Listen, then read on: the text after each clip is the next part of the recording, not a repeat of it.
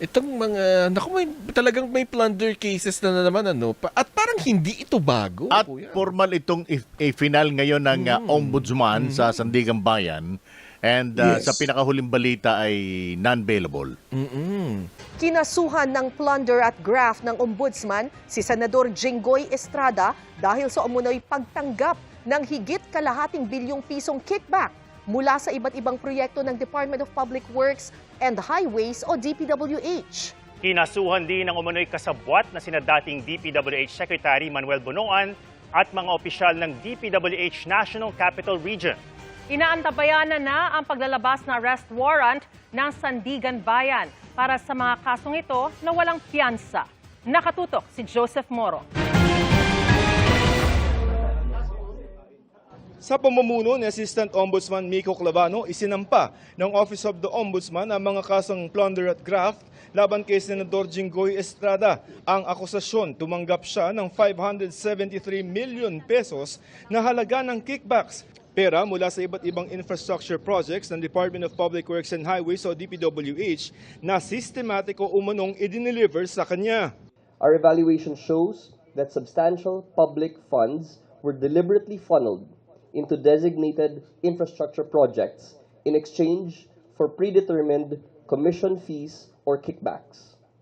Case records point to an accumulated sum of illicit payouts amounting to an aggregate sum of over 573 million pesos, which were systematically delivered to the principal respondent, Senator Jinggoy Estrada. Sinabi sa isinampang kaso na ang pangungulimbat ginawa umano sa pamamagitan ng mga insertion sa budget at paglalagay ng alokasyon sa mga piniling proyekto ng DPWH para sa taong 2025. Dati nang sinabi ni Estrada na walang record ang Senado na meron siyang insertion.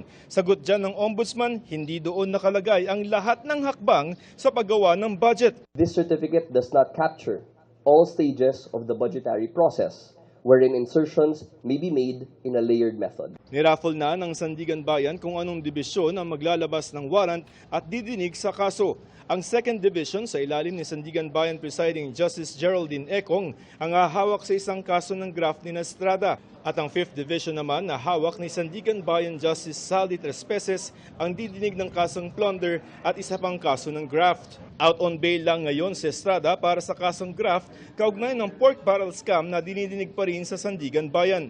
Hindi sumagot ang Ombudsman kung pwedeng humingi ng saklolo si Estrada sa Senado kung may lalabas na arrest warrant laban sa kanya.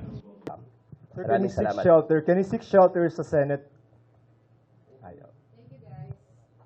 Sagot ni Estrada sa kaso, gagawin niya ang lahat ng mga legal na remedyo. Inihahanda raw ng kanyang mga abogado ang mga hakbang para maipakita ang mga irregularidad sa naging proseso at ebidensyang hindi binigyan ng timbang. Kapansin-pansin din daw na mula na magpalit ang liderato ng Senado ay naging mabilis ang pag-usad ng mga kasong kinasasangkutan ng ilang miyembro ng mayorya sa Senado. Itinanggi na ng Ombudsman ang ganyang paratang. Ang plunder talaga nakalagay sa batas, ang parusa dyan, life imprisonment. Hindi lang reclusion perpetua, hindi lang 40 years, kundi life habang buhay ang pagkakulong dyan. At pangalawa, tama ang sabi mo, Willie, non-bailable yan, no? Non-bailable yan, mananatili yan sa kulungan habang dinidinig ang kaso. Kaya yan ang epekto ng plunder case. Okay. Yan. Ano ba yan? Pwede ba nating sabihing deja vu? Maaring deja vu, tignan lang natin kung ano ang kahihinatnan, no? Kahihinatnan kasi nakikinig ako dun sa press conference ng ni Miko, yung spokesperson, sabi niya, dito daw sa pagkakataong ito, hindi daw sila dapat mag-fail, no? At ito na ang isang pagkakataon ng sambayan ng Pilipino para makakuha ng hustisya. Mukha atang mas serious sila ngayon. Oo. Yan.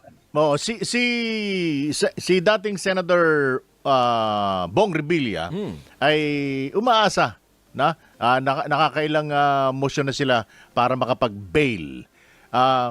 Sa usapin ho ba ng bail, Attorney Mel, ano bang isinasaalang-alang diyan ng korte? In this case yung Sandigan Bayan. Ngayon, ang lahat ng tao lahat ng mga suspect, lahat ng mga akusado, may karapatang magpiyansa, Okay. mag-bail. Ibig sabihin ng bail, habang dinidinig ang kaso, pahihintulutan ka magkaroon ng liberty, no? Provisional liberty, makakalaya ka. Ngayon, maliban na lang sa mga kasong tinatawag nating capital offense, yung may kaparusahang reclusion perpetua, death, or life imprisonment. Ngayon, makakapag-bail ka naman kung ang ebidensya laban sa iyo ay mahina. As in, mahinang-mahina. Kaya basta ang sabi ng korte, hindi ka namin papayagan ng bail, ang significance nun, malakas masyado ang kaso. So, kaya hindi ka bibigyan ng bail. So, ang batayan lamang ay, ang ebidensya ba ay mahina o malakas? Oo. Kung mahina, kahit na non-bailable, maaari kang pahintulutan mag-bail. Pero basta't sinabi ng korteng denied, ibig sabihin nun, matindi ang ebidensya. Pwede bang makita Yeah. rito yung yung word na recidivist? Paulit-ulit, parang paulit-ulit na. Recidivist. Oo. Kasi, ang recidivist, Ito kasi okay. nakuha ko tong word na to sa pulis eh. Yung mga operation ng pulis. Sa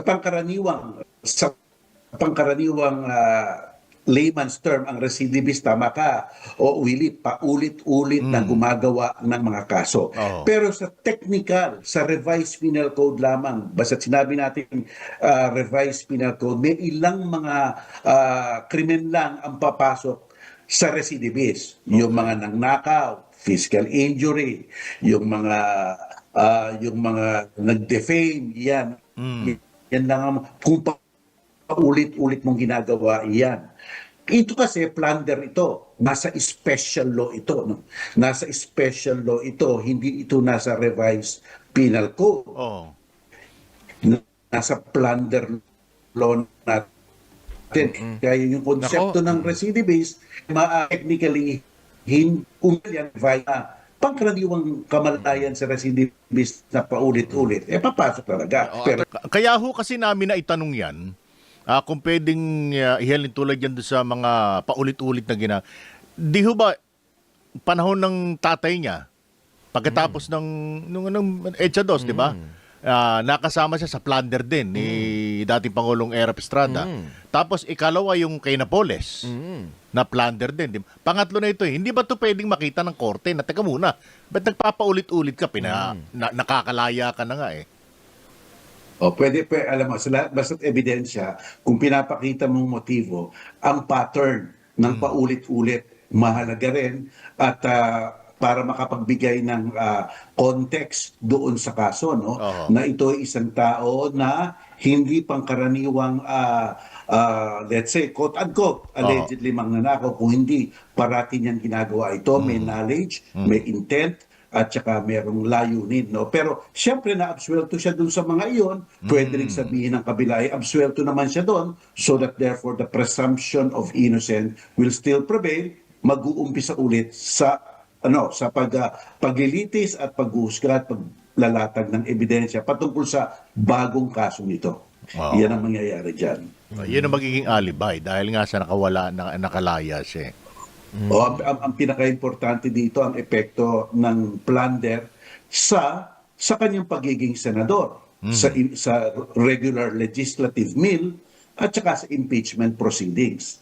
Kasi basta't ikaw ay legally na-jail o na-incarcerate, ang sabi ng Korte Suprema, hindi ka makakaboto, hindi ka makapagpa-participate sa debate, hindi ka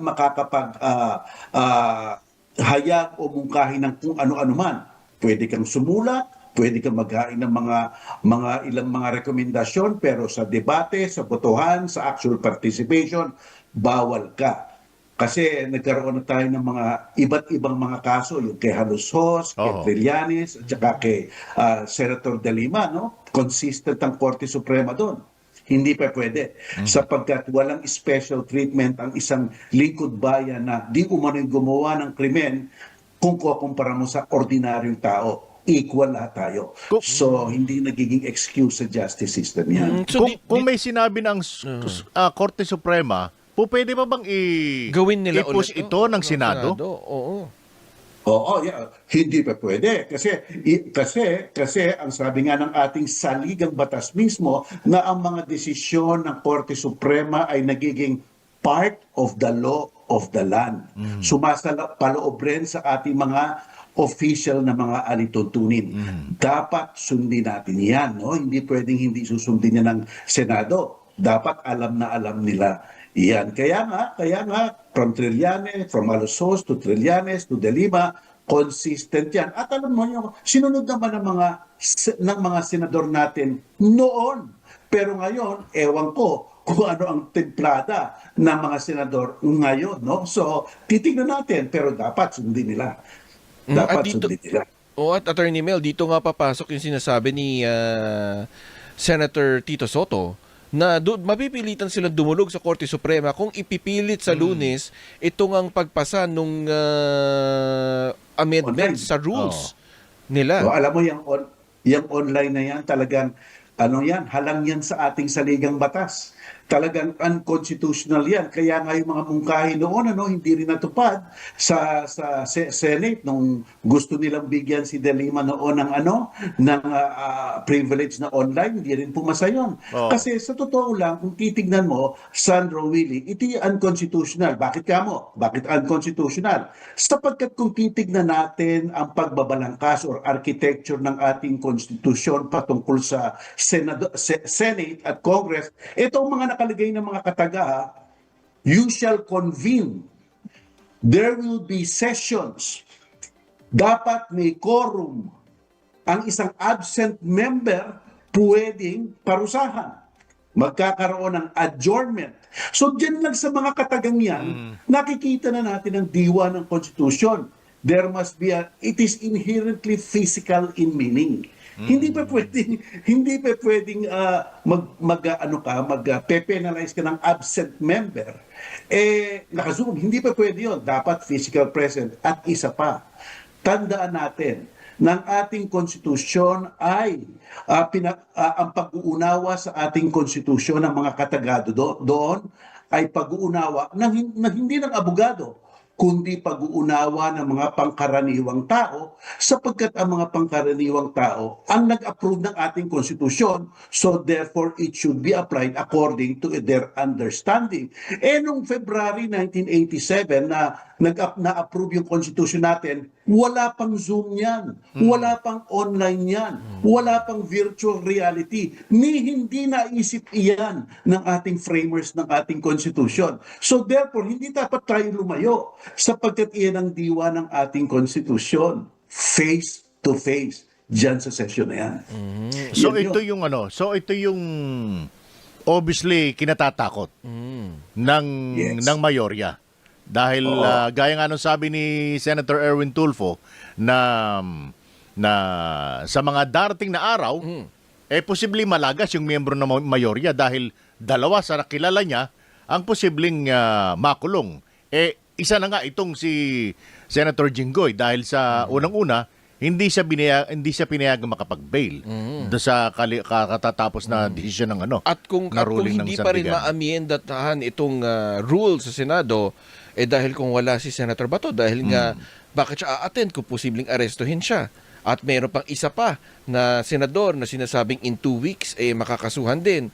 Di kulang na 10 na lang sila. So obviously, ang basa mo dyan, Attorney Mel, may motibo ang mayorya. May motibo talaga yan. May motibo talaga yan. Sapagkat nga yan ay for political convenience lang. For political convenience. Alam mo, Willie, Sandro, tignan nyo ang power struggle ngayon. Sa Kongreso, sa Senado, makakapagpasa ka ng resolusyon, batas, mungkahi, kung makukuha mo ang majority. 13-11 ngayon. Wala na si Bato, di 12-11. 12, hindi majority yon. Kaya ang tunay na power ngayon, Willie at saka Sandro, ang tunay na power ngayon ay nasa minority. Sapagkat hanggat hindi gagalaw yung 11 na yon, at nawawala sa kanila si Bato, hindi makakakuha ng majority para mag-pass ng anumang resolusyon. Diba? Kasi dapat majority, 12 lang sila. Lalo na kung malaga sila. Tatanggalin mo si Senador Estrada diyan, tabla na, wala na talaga, standstill. Kaya ang majority, dapat marunong rin sila. Dapat nag-uusap na sila ngayon. Kasi may quorum naman makakapagpapasa sila Pero kung mahigpit yung kanyang linya sa gitna, wala talaga. Standstill ang ating Senate. Walang magagawa yan kahit kailan. Kaya dapat merong mga usapan dyan. Alam mo, sa pagkakataong ito, dapat ang Senate President, si Alan Peter Cayetano, nagbabago na ang kanyang nagtatransform na siya sa kanyang function. Kasi ang Senate President dapat magiging mediator sa mga tensyon na ganyan. Normally, ang ginagawa dyan, Willie, Sandro, basta't nadadama na nila na magkakaroon ng tensyon, ang sasabihin ng Senate President, let's go to executive session. Diyan sa executive session, parang informal caucus, nag-ahadel na sila. Ano ba problema? So, hindi nakikita rin ng mga tao yung nakakahiyang hidwaan. Pero kasi nangyayari dito, salpok sapukan Wala talagang tumitinang Dapat mag-executive session sila. Pwede ba nating sabihin na imbes na gawin nung Senate President yung binabanggit nyo nga dapat siya nasa gitna, siya pa yung nagiging promotor? That's the problem, Willie. Yung persona ni Senator Cayetano, persona na parang matitignan mo lang, nakaka-polarize na, di ba? Nakaka-polarize na immediately Kaya baka meron ng halaga at value. Yung minumungkahing si Sherwin Gatchalian na maging Senate President. Kasi parang naman siya, acceptable siya sa dalawang panig. Mukhang malumanay na ang kanyang mukha. Isang tingin mo pa lang sa kanya, parang wala naman siyang imik. So ibig sabihin, baka ito na talaga ang pagkakataon na magkaroon ng isang nasa gitna na mediator. I don't want to diminish the value of Senator Peter Cayetano. Kaya lang the reality is, banggaan habang nahandyan siya Parating banggaan. Wala talaga silang mapapasa dyan. Diba? Kasi hindi sila makaka-attain ng 13 votes for any resolution. Yun po ang masaklap doon. Kasi aanuhin pa natin ng isang Senado kung wala naman pala silang maipasa dahil nga manipis yung minorya at mayorya. Natumbok mo, Sandro. Kaya it's just a power struggle It's just a power struggle to. Hindi na inaalala ang kapakanan ng taong bayan, di ba? Hindi na inaalala, parating banggaan na lang ng banggaan. Pero kung inaalala nila ang mga taong bayan, nag-huddle sila, nagko-caucus sila, nag-informal caucus. Kaya nakikita natin yung mga photographs noon, di ba? Sila Senator Salonga, Tolentino, Pelaez, di ba? Nasa isang lugar, nag-uusap kung nagtetensyon na. Di ba? Para mag-usap sila ng malumanay at kung anong pwedeng gawin o gusto nyo bang i-commit ito, sige, ligay natin, huwag lang tayo papakita tayo mag-aaway. Pero ang nakikita natin, kahiya-hiya Tuwing nanonood na lang tayo ng Senado, parang gusto na nating patay ng telebisyon. Di ba? Parang, eto na naman, parang wala talagang improvement, no? Attorney Mel, last point na lang sa akin, very short. Yung bang binabanggit mo mga numero, be it sa majority or sa minority, regardless kung anong klase ng resolution na pinag-uusapan, including the impeachment? Maganda naman tanong yan. Normal, dapat majority. Pero yung adjournment lang, yung ganyan, okay, pwede nang pinag-uusapan yan. Pero halimbawa, yung kamukha ng impeachment, 2/3 yun. Yung pag-approve ng tratado, 2/3 yun. Halimbawa, nag-veto ang presidente. Gustong i-counter-veto ng Senado.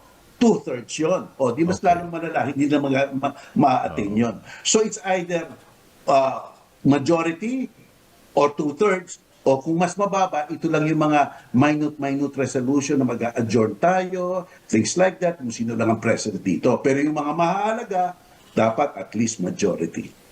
Ay, nako. Syempre, yung sweldo nito galing din naman sa mga taxes na binabayaran natin. Maraming salamat po,